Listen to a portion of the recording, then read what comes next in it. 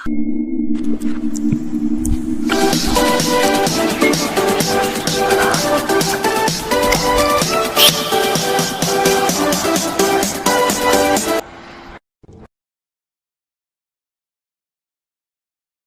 भूतिया किला है।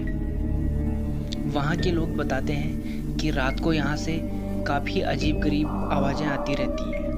पुरातत्व विभाग द्वारा सख्त चेतावनी भी दी गई है, रात के बाद यहाँ पर रहना खतरनाक हो सकता है और सूरज निकलने से पहले भी यहाँ पर आना खतरनाक हो सकता है। इसीलिए आज तक यहाँ पर रात को कोई नहीं जाता। लेकिन लोगों का मानना है कि इतने किलोमीटर दूर होके भी भानगढ़ के किले से रात को आवाज़ें सुनाई देती रहती हैं। कहा जाता है कि किला अम्बेर के महान मुगल सेनापति मानसिंह के बेटे माधव सिंह द्वारा 1613 में बनाया गया था। राजा माधव सिंह अकबर की सेना के जनरल थे। ये किला जितना शानदार है उतना ही विशाल है। वर्तमान में यह किला एक खंडर में तब्दील हो चुका है। कहा जाता है कि इसके पीछे भी एक कहानी है। इस किले में एक सुंदर राजकुमारी रत्नावली रहती थी जो काफ़ी सुंदर थी। जब उनके लिए वर तलाशा जा रहा था, अचानक ही एक तांत्रिक की नज़र उन पे पड़ी और तांत्रिक को महारानी रत्नावली से प्यार हो गया। लेकिन जब उसने अपना प्रस्ताव महारानी के सामने रखा तो महारानी ने उसे ठुकरा दिया, जिससे तांत्रिक काफ़ी रुष्ट हुआ और उसने आत्महत्या कर ली। आत्महत्या से पहले उसने सारे भानगढ़ को श्राप दिया कि अचानक ही एक दिन तुम सबके बीच में लड़ाई होगी, तुम सबके सब मारे जाओगे और तुम्हारी आत्माएं यहीं पर भटकती रह जाएंगी। कुछ महीनों बाद अचानक ही एक दिन उनकी आपस में लड़ाई होगी, जिस लड़ाई में सारे मारे गए। यहाँ तक कि रानी रत्नावली भी इस श्राप से नहीं बच सकी और वो भी इस लड़ाई में मारी गई। तब से लेके आज तक माना जाता है कि यहाँ पर सारे भूतों का डेरा है। हर दिन यहाँ पर तलवारों की आवाज़ें, चलते हुए कदमों की आवाज़ें और तमाम प्रकार की आवाज़ें आती रहती हैं। इसीलिए आज तक रात में भानगढ़ के किले में कोई भी नहीं जाता है। यह काफ़ी डरावना और भूतिया किला है। यहाँ पर बहुत सारे सर्वे भी किए गए हैं, जिसमें पाया गया है कि भानगढ़ के किले में सच में भूत रहते हैं, जो काफ़ी रहस्य की बात है। कहा जाता है कि आज तक जो भी रात को भानगढ़ के किले में गया वह वापस लौट के नहीं आया। कैंटोनमेंट रोड दिल्ली की सबसे भूतिया मानी जाती है और लोगों का कहना है कि रात के समय यहाँ पर एक औरत सफ़ेद साड़ी में दिखाई देती है। लोगों का मानना है कि शायद इस औरत की किसी दुर्घटना में मौत हो गई हो, तब से इसकी आत्मा इसी इलाके में लोगों से मदद की गुहार लगा रही है, जो रात में यहाँ से गुजरने वाले मोटरसाइकिल और कार सवारों से लिफ्ट मांगती है। कहते हैं जिन लोगों ने इस महिला को लिफ्ट दी है आज तक उनका कोई पता नहीं चल सका है। अगर कोई आदमी उसके लिफ्ट मांगने पर नहीं रुकता है तो भूतनी को गुस्सा आ जाता है और वह गाड़ी की रफ्तार के साथ भागते हुए उस आदमी का पीछा करती है और उसे गिरा देती है। शायद ही कोई ऐसा दिन गुजरा हो जब इस सड़क पर कुछ अजीब ना हुआ हो। कुछ लोगों का कहना है कि वे औरत द्वारिका के सेक्टर 9 के आसपास भी भटकती हुई नजर आती है। आज हम बात करेंगे गुजरात के डुमस बीच के बारे में।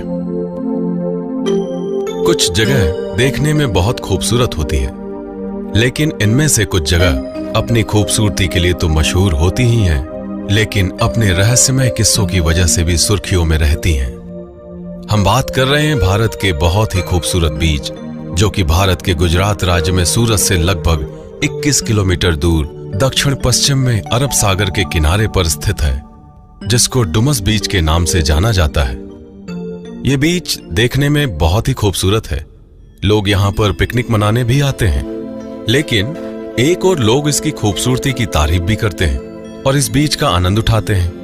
वहीं दूसरी ओर इसके खौफनाक सच को जानने के बाद अच्छे अच्छे लोगों के पसीने छूट जाते हैं। जिस तरह चांद की खूबसूरती पर भी दाग है, उसी तरह इस खूबसूरत बीच के विषय में एक भूतिया कहानी प्रचलित है। वैसे तो इस बीच के इतिहास के बारे में कोई नहीं जानता, लेकिन स्थानीय लोगों का कहना है कि इस बीच पर जब भी कोई शाम के समय जाता है तो उसे वहां पर लोगों के टहलने और आपस में फुसफुसाने की आवाज सुनाई देती है। जबकि अगर आप अपने आसपास देखेंगे तो आपको वहां कोई भी दिखाई नहीं देगा।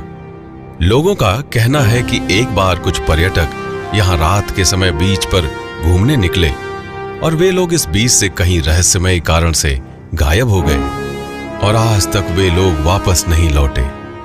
लोग बताते हैं कि इस बीच से लगा हुआ एक शवदाह गृह है।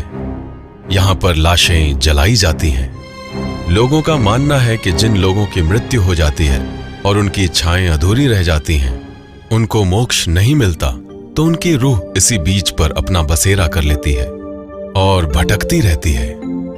डुमस बीच की एक और खास विशेषता ये है कि यहाँ की रेत सफेद नहीं बल्कि काली है। यहाँ की रेत काली होने के कारण लोग बताते हैं कि सदियों पहले से ही यहाँ पर लोगों की भटकती आत्माओं ने बसेरा कर लिया था, इसलिए यहाँ की रेत काली है। दीवार में मनुष्यत बस गई। एक पुरानी कहानी के मुताबिक सवाई के मालिक ने इस इमारत को अपनी बीवी की दौलत से खरीदा था। वो एक सिलसिलेवार कातिल था जिसने बाद में जायदाद की खातिर अपनी बीवी की हत्या कर दी थी। रहस्यमयी मौतों के बावजूद भी सवाई की कशिश नए मालिकों को खींचती रही है। इतिहास की माने तो दूसरे विश्व युद्ध के वक्त सवाई अमेरिकी और ब्रिटिश फौजियों का ठिकाना था। इस होटल के इतिहास में ये वो दौर था जब इन दीवारों के पीछे की बातें वहीं दफन कर दी जाती थी। जो बाहर ले जाता था उसका अंजाम मौत होता था। सब कुछ खामोशी से होता रहा। सवाई से आती कभी किसी ने कोई चीख नहीं सुनी और लोगों का रहस्यमयी ढंग से लापता होना जारी रहा। होटल में हुई कत्ल की इन तमाम वारदातों ने इस इमारत की किस्मत को हमेशा के लिए बदल दिया। यूं तो वारदात की शुरुआत हुई थी कत्ल से, पर बाद में आगे बढ़ते बढ़ते पहुंच गई भटकती हुई रूहों पर और फिर खत्म हुई होटल की बर्बादी पर। इसके बाद इसे खरीदा तो कई लोगों ने, पर इसे आबाद कोई नहीं कर पाया। कहते हैं कि वर्षों तक आबाद रहने वाली इमारतों को वीरानी की आदत एकदम से नहीं पड़ जाती, लिहाजा देखने वाले को यहाँ आज भी हलचल दिख जाती है। माना जाता है कि तब से आर्मी की आत्मा इस होटल में अपने गुनहगार की तलाश कर रही है। इस स्थान को सीरियल किलिंग से भी जोड़कर देखा जाता है, लेकिन अधिकांश लोगों का मानना है कि इन हत्याओं के पीछे उसी लेडी आर्मी की रूह का हाथ है। तो दोस्तों, ये थी होटल सवाई की पूरी सच्चाई। 84 से मुकेश मिल को फिल्मों की शूटिंग के लिए किराए पर दिया जाने लगा। मिल खंडर बन चुकी थी, इसलिए यहाँ हॉरर फिल्मों की शूटिंग होने लगी। इस डरावने मुकेश मिल को भूतहा माना जाने लगा क्योंकि यहाँ कई मौतें मिल जलने के दौरान हुई थी। इस मिल में असाधारण गतिविधियों को बॉलीवुड के कई सेलिब्रिटीज़ ने अनुभव किया है, जिनमें कई बड़े नाम शामिल हैं। उदाहरण के तौर पे इमरान हाशमी, वरुण धवन जैसे बड़े कलाकार भी शामिल हैं। आज उनमें से ही एक प्रसिद्ध कहानी मैं आप लोगों को बताने जा रहा हूँ। एक ऐसा किस्सा जो बॉलीवुड की फेमस सेलिब्रिटी बिपाशा बासु के साथ हुआ था। फिल्म गुनाह की शूटिंग के दौरान कुछ सीन मुकेश मिल में शूट किए जाने थे, लेकिन उन्हें सेट पर सब सही नहीं लग रहा था।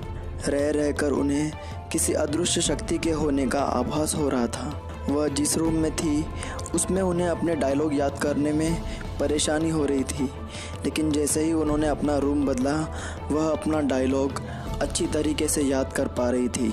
फिर 10 दिनों बाद दूसरे टीम के साथ शूटिंग होने लगी। तभी टीम की एक लड़की अजीबोगरीब बर्ताव करने लगी जो किसी हॉरर फिल्म की तरह लग रहा था।